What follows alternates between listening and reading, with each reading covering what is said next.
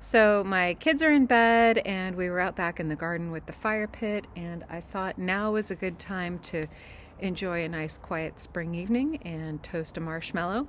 And I thought that I would share with you the 1812 version of Snow White. Now, this is the very first written version put down by the Brothers Grimm before they came back around in later editions and kind of sanitized it and edited it for the modern audiences of their day to make it a bit more socially acceptable. So if you think you know the story of Snow White, well, I mean, you mostly do, but I think that you'll be surprised by some of the ones that you hear in this version. Now, I'll stop here and there and give some notes. At the very beginning, there's a few extra notes, but once the story gets going, there won't be very many interruptions. And hopefully I won't burn my marshmallow while we get going here. The title of the story, best translated into English, if you go with a literal meaning, would be kind of The Snow White Maiden, but Snow White works just fine. And it begins like this. Once upon a time, in midwinter, when snowflakes fluttered down like feathers from heaven, a lovely queen sat sewing beside a window that had a black ebony frame. Now, most translations of this story, they say that the snow is floating down from the sky. So the German word Himmel can be translated as either sky or heaven, but I choose to use the word heaven. This is one of the best openings to a story that I've ever read, because if you think about it, you know, with the snowflakes falling down like feathers from heaven, it kind of gives you this image of almost like angels up in heaven shaking their wings and the down floating down. And if you've ever been up in the mountains when it's just the deep of winter and that soft, fluffy, big, perfect snow just comes down and everything is so quiet, I think that the image is so much better if you use the word heaven as opposed to sky. That might seem like a little bit of a sidetrack, but it shows you right away how many problems you have when you translate a story. The other thing to think about in this is that ebony is a wood that's from Africa and Southeast Asia, and it would have been incredibly exotic and really, really expensive in the Middle Ages.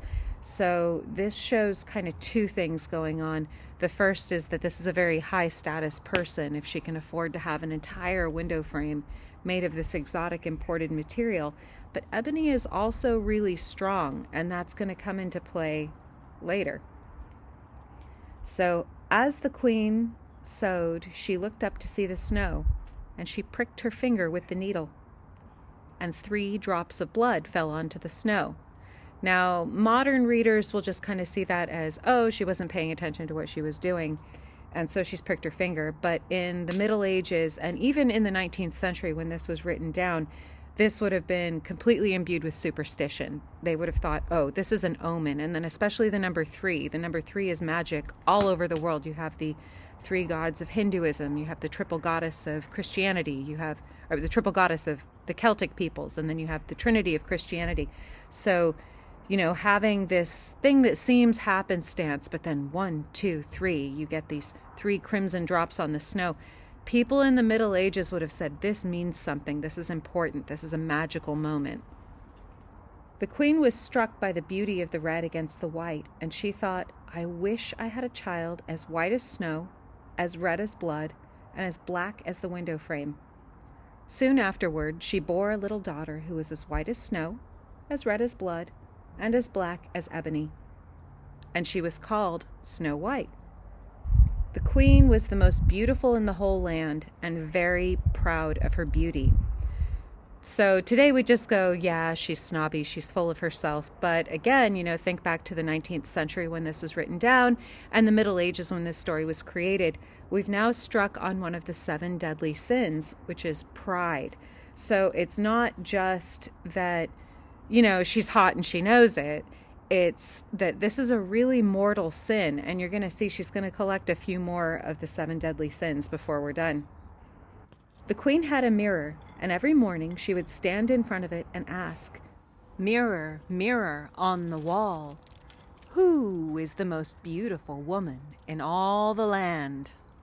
Now, this usually gets translated as mirror, mirror on the wall, who's the fairest one of all, which is nice because the original German is a rhyme.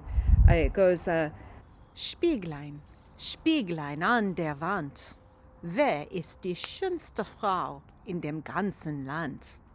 I think it's important that she's using the word Frau, which is a German word that means an adult woman. This is a woman who's of age, not a child, not kind of like nearly a woman. This is a proper woman. So this very much has to do with the kind of beauty that would mean that you're marriageable. And the mirror always answered, "You, queen, are the most beautiful woman in the land." And then she knew for certain that nobody in the world was more beautiful than she was. Snow White grew up, and when she was 7 years old, she was so beautiful that even she surpassed the queen in beauty. Now, you can be like, whoa, that's weird. You know, this kid's only 7. Why are we thinking about that? Things were different back then. In the Middle Ages, canon law held technically that children as young as 7 could consent to marriage. Now, that wasn't very common. Most people in the Middle Ages, girls especially, wouldn't get married till their late teens or early 20s because back then they knew all too well that getting married too soon was very dangerous. You shouldn't have children too early. And so when this did happen, it was actually rare.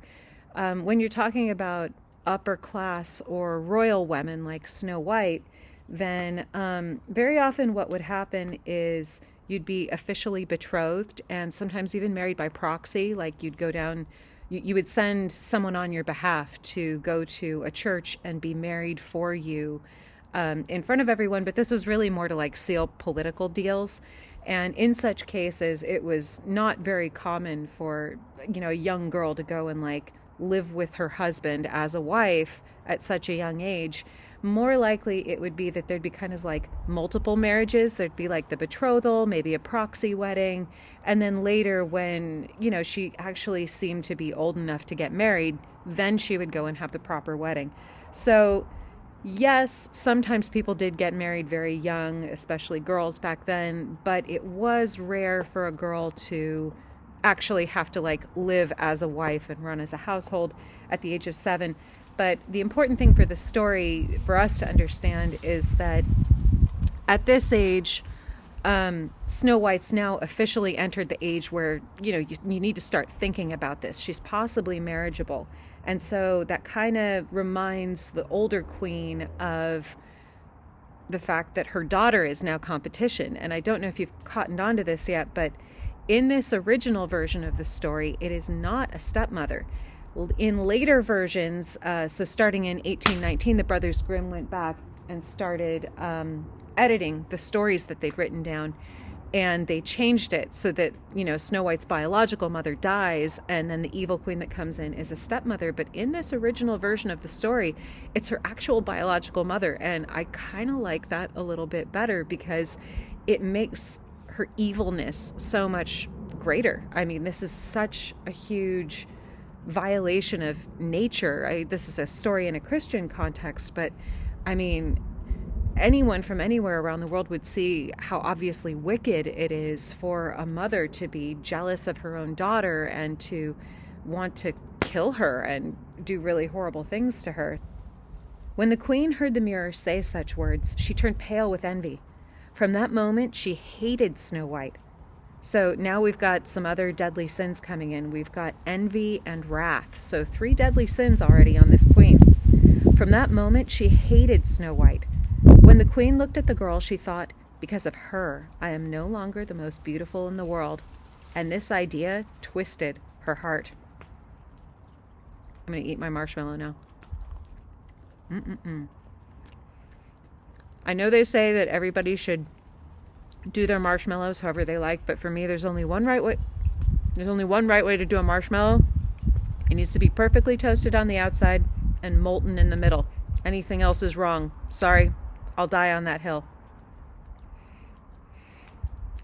Back to our story. Envy gave the queen no peace. She called a huntsman and said to him, "Take Snow White into the forest to a far-off place. Stab her to death, and as a token bring me her lungs and liver, which I will boil with salt and eat."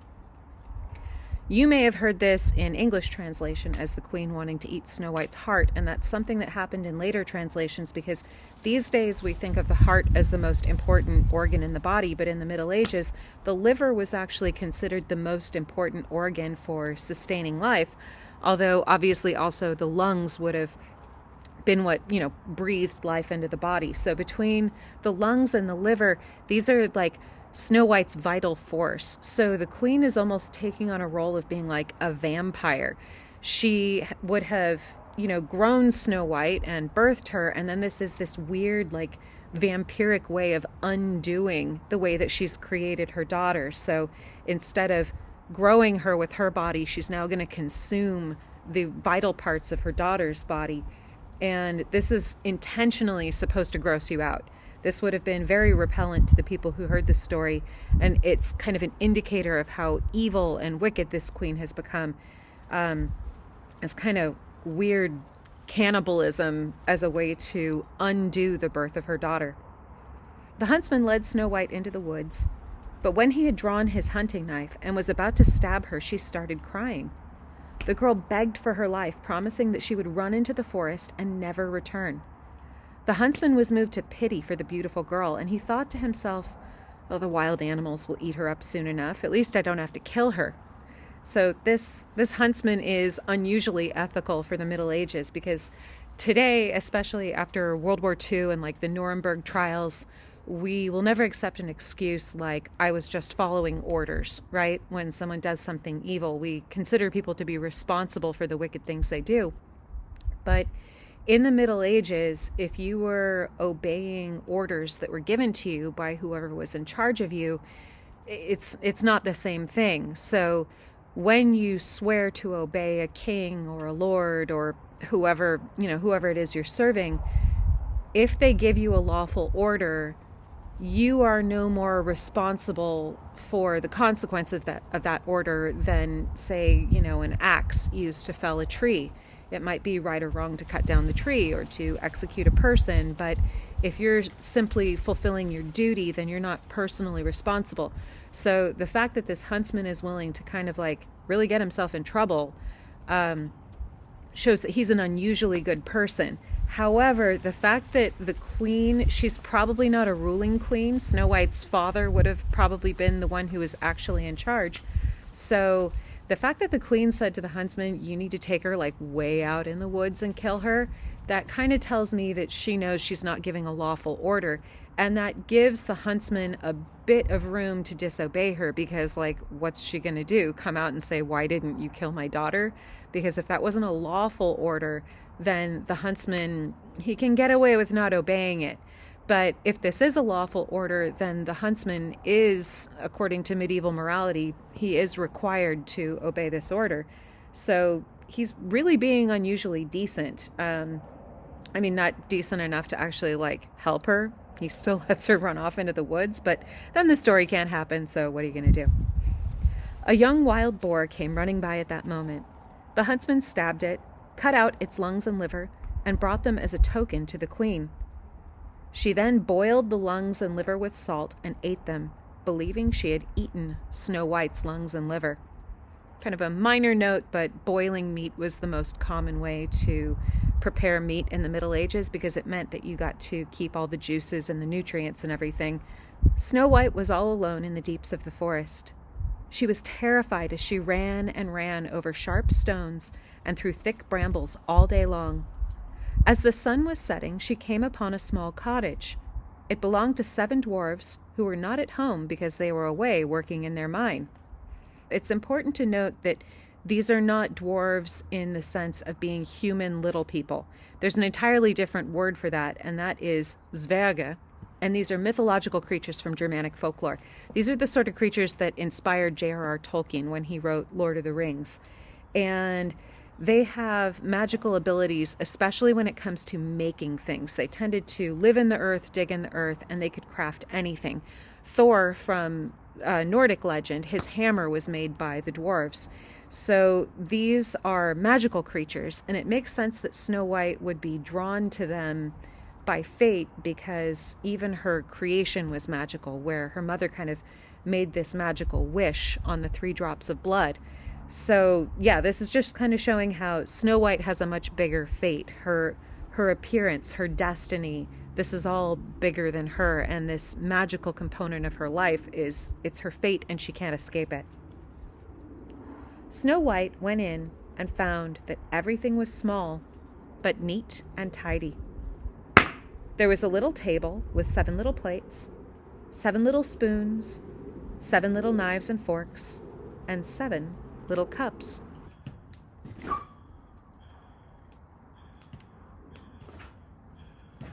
Along the wall were 7 little beds, side by side, with clean sheets on them.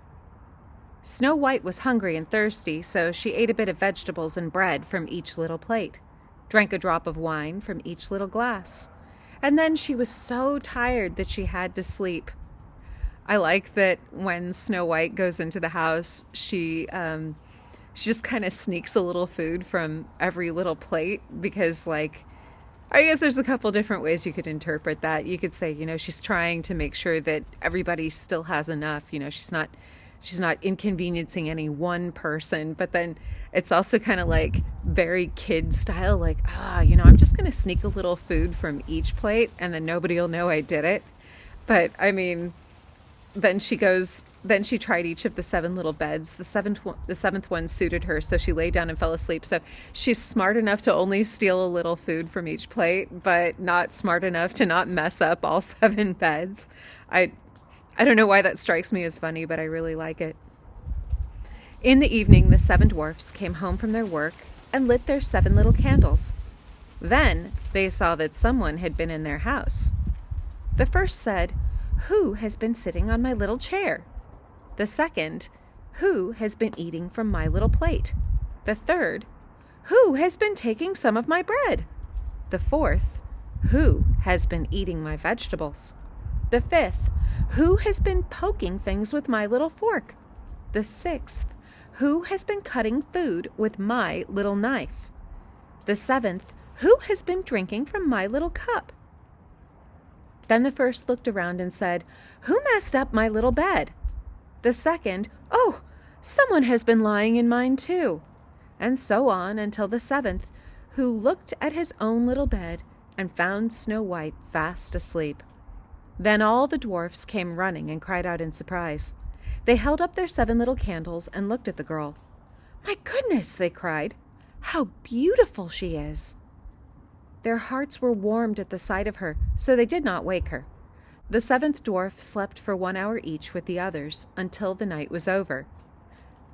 I like this part too. This is kind of funny. Just the idea of the 7th dwarf having to share a bed for an hour and then get up and move to the next one. I mean, I can't imagine he got a good night's sleep, but it's funny, and I imagine that this would have gotten a good laugh around medieval campfires. When Snow White awoke, they asked her who she was and how she had come to their home. She told them how her mother had wanted to kill her, but the huntsman had spared her life. She said that she had run around all day and at last found the little house. The dwarves took pity on her and said, "If you will take care of our household and cook, sew, make the beds, wash and knit, and keep everything tidy and clean, you can stay with us. You'll have everything you need. When we come home in the evenings, we'll be ready for our supper. But during the day, we're in the mine digging for gold, so you'll have to be alone. You must beware of the queen. Don't let anyone into the house." Now, modern people who don't know very much about folk tales or pre-modern life can misinterpret this as, "Oh, can you believe this?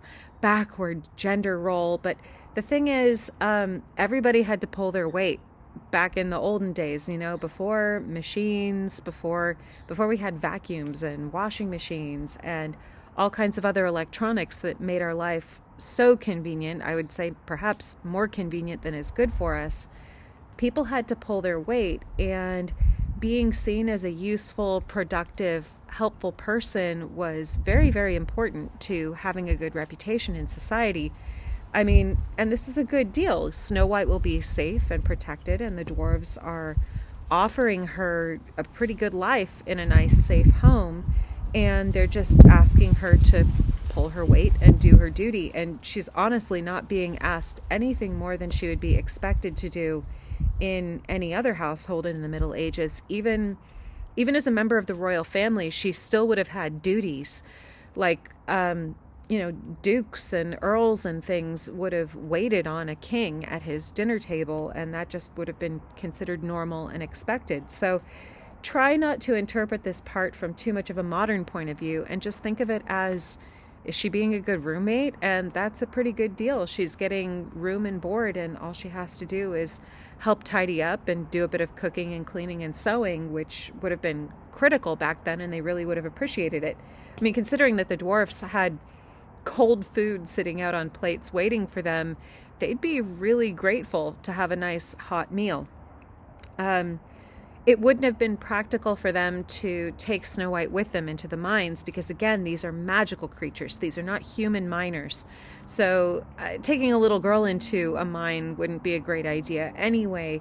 But we also need to consider that when the dwarves go into their mine, they're probably going into a realm that mere mortals are just not supposed to enter. This is a place that's reserved for magical creatures like them.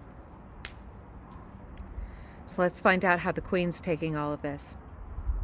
Meanwhile, the queen believed she was once again the most beautiful woman in all the land. In the morning, she stood before the mirror and asked, "Mirror, mirror on the wall, who is the most beautiful woman in all the land?" The mirror answered again, "Queen, you are the most beautiful right here. But Snow White, who has traveled over the 7 mountains, is 1,000 times more beautiful than you."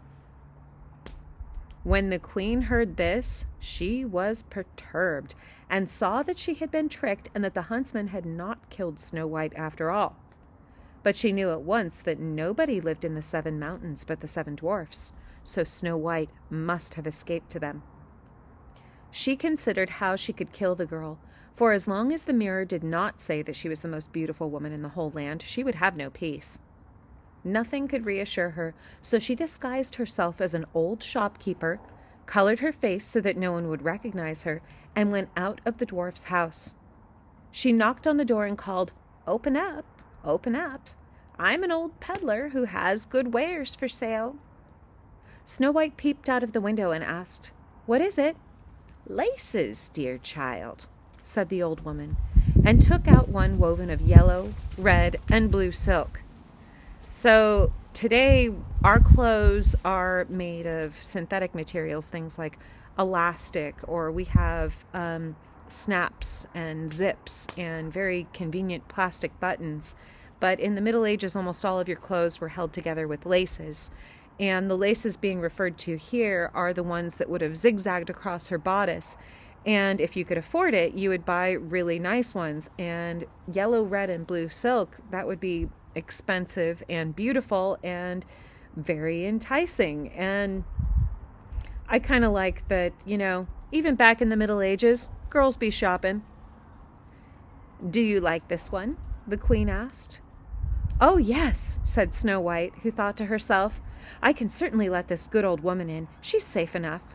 So she unlocked the door and grabbed the laces. "Oh, how carelessly you have laced your gown," said the old woman. "Come here and I'll do you up better." Snow White stood before her, and the queen took the laces and tied them so tightly that they took the girl's breath away. Snow White fell down as if she were dead. After that, the queen was satisfied and went away. Soon the evening came, and the 7 dwarfs came home. They were quite frightened when they found their dear Snow White lying on the ground as if she were dead. They lifted her up, saw that she was too tightly laced, and cut the laces in 2. Then Snow White began to breathe, and then she came back to life. "It must have been the queen," said the dwarfs. "She wanted to take your life. Be careful, and don't let anyone else into the house." Back at her mirror, the queen asked, "Mirror, mirror on the wall, who is the most beautiful woman in all the land?" The mirror answered, "Queen, you are the most beautiful here. But Snow White, who stays with the 7 dwarfs, is 1,000 times more beautiful than you." She was so unsettled that she could feel the blood rushing through her heart when she realized Snow White had come back to life. She considered all day and night how she could still destroy her. Then the queen made a poisonous comb, put on a different disguise, and went out again. She knocked at the door, but Snow White cried, "I must not let anyone in." Then she pulled out the comb, and when Snow White saw it glittering, and that it was sold by a different peddler, she opened the door and bought the comb. Girls be shopping, right? "Here, I'll comb out your hair," said the old woman. But no sooner had the comb stuck in Snow White's hair than she fell down and seemed dead. "Now you will stay right there," said the queen, and her heart felt light, and she went home. But the dwarves came home in the evening, saw what happened, and pulled the poisonous comb out of her hair. Then Snow White opened her eyes and was alive again. She promised the dwarves that she would certainly not let anyone else in. So once again the queen stood before the mirror, saying, "Mirror, mirror on the wall, who is the most beautiful woman in all the land?" The mirror answered, "Queen, you are the most beautiful here. But Snow White, who stays with the 7 dwarfs, is 1,000 times more beautiful than you." When the queen heard this again, she trembled and shook with anger, saying, "Snow White shall die, even if it costs me my life." Then she went into her most secret room, where no one was allowed to come near her, and she made a poisonous apple. Yet outwardly it was beautiful and rosy-cheeked, and everyone who saw it wanted to eat it. Then she disguised herself as a peasant's wife, went to the dwarf's house, and knocked.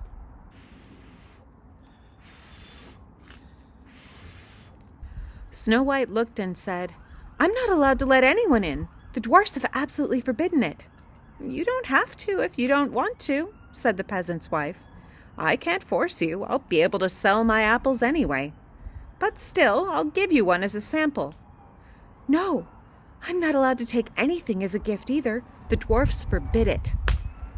"I understand why you're afraid. I'll cut the apple in half and eat this side, but then you can have the beautiful red side." But the apple was so cleverly made that only the red half was poisoned. When Snow White saw that the peasant woman was eating it herself, she longed to have some. Finally, she accepted the red half, which the queen handed to her through the window.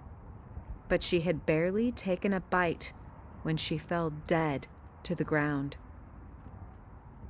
The queen went home delighted and asked the mirror, "Mirror, mirror on the wall, who is the most beautiful woman in all this land?" Then it answered, "You, queen, are the most beautiful woman in this land."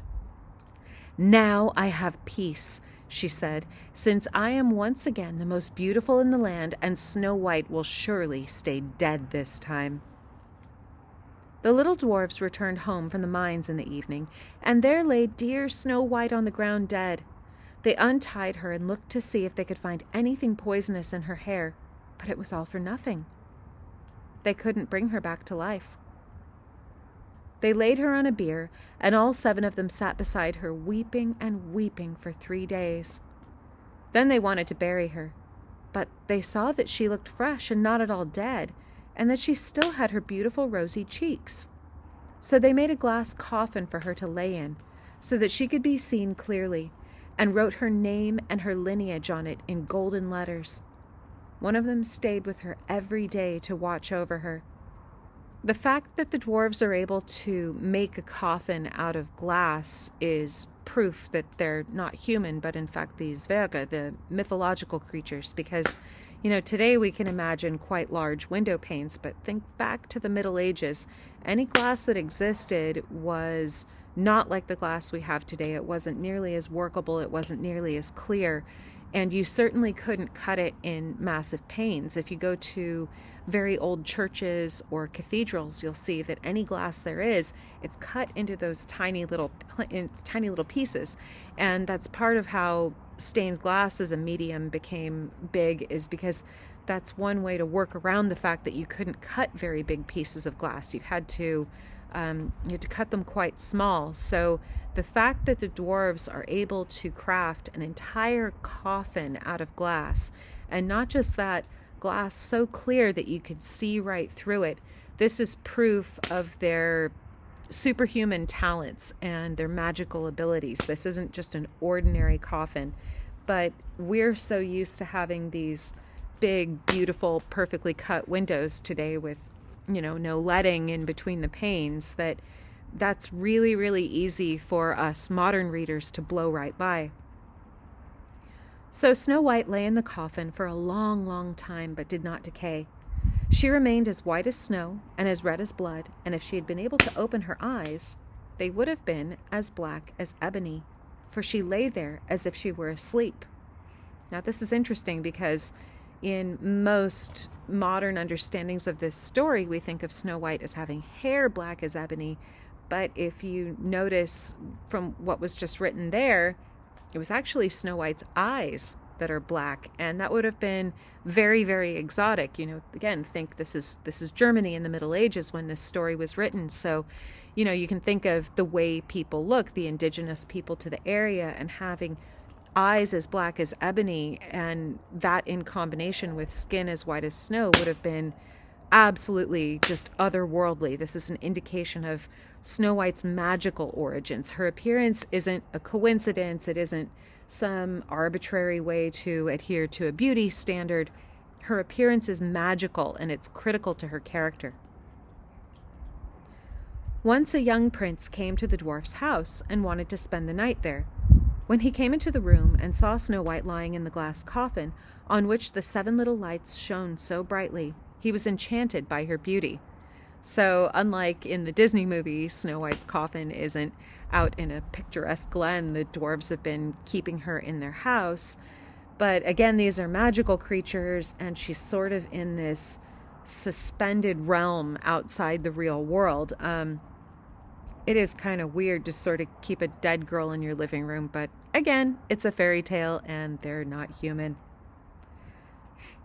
The prince asked the dwarfs to sell him the coffin with the dead Snow White in it, but they would not for all the gold in the world. Now, that's a big deal because dwarfs are very fond of gold, as I'm sure you know from reading other fairy tales, and the fact that they won't even consider it shows how much they care about Snow White. And so this is a real emotional relationship for them and for her. They really care about each other, and they're genuinely grieved that she's dead. Then the prince begged them to give her to him, as he could not live without seeing her, and he promised to do her great honor, for she was the one he loved most in the world.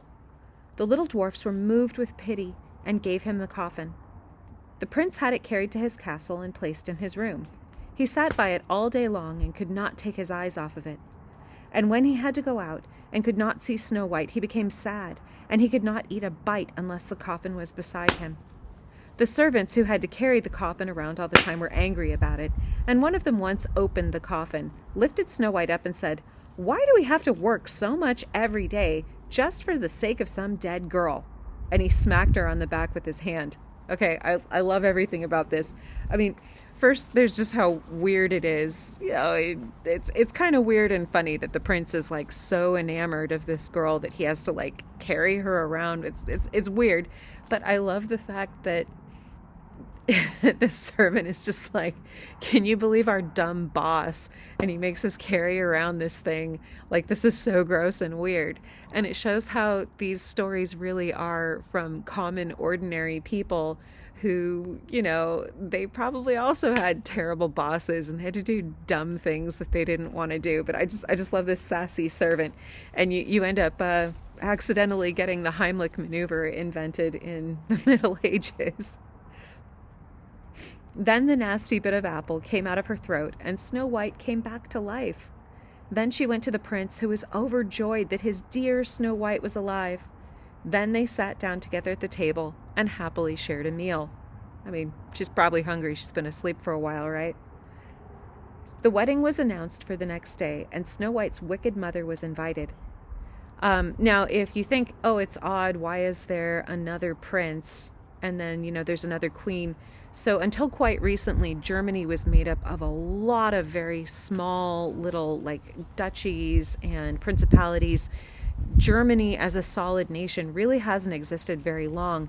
And so in the Middle Ages, it would have been this like patchwork, and there would have been a lot of people who called themselves dukes or kings or lords of this and that. So it's not actually that unusual to have a prince of one land living reasonably close to a queen from another land in medieval Germany. So the queen goes to her mirror, and in the morning she says, "Mirror, mirror on the wall, who is the most beautiful woman in all the land?" And the mirror answered, "Queen, you are the most beautiful here, but the young queen is 1,000 times more beautiful than you." When she heard this, she was frightened and afraid, so afraid that she could not speak. But envy drove her to see the young queen at her wedding. So you can see how these deadly sins end up catching up with the queen, that her envy makes her curious, and it ends up going pretty badly for her. When she arrived, she saw that it was Snow White, but waiting for her were iron slippers that had been made red hot in the fire, which she was forced to put on and dance in as her feet were miserably burned. And she was not allowed to stop until she had danced herself to death. So this is the kind of death that would have been served up in the Middle Ages to a traitor. Snow White's dad is never in the story, and that's, kind of typical for a lot of medieval fairy tales. But you can think, oh, how is it that a queen is being executed in this way? And if you know anything about the history of England, you know that queens certainly aren't immune from being executed, particularly if they are guilty of the crime of treason. And by trying to kill her own daughter, a royal princess, the queen is guilty of treason. You're not allowed to just knock off members of the royal family. So it's not even implied, but medieval listeners to this story, and even people in the 19th century, would have understood that a horrible, nasty public execution would have been the sort of thing that would be happening to someone who tried to knock off a member of the royal family. Today that can seem a little odd because we just have a completely different system of government and all of that. But anyway, I hope you enjoyed our little fireside fairy tale. If you enjoyed this with the commentary, please let me know. If you would just prefer to hear the fairy tales as they are without commentary, I'd also like to know that too. But hopefully you'll be up for joining me again in the future for some nice stories by the fire on pleasant evenings in my English garden. Thanks so much for listening.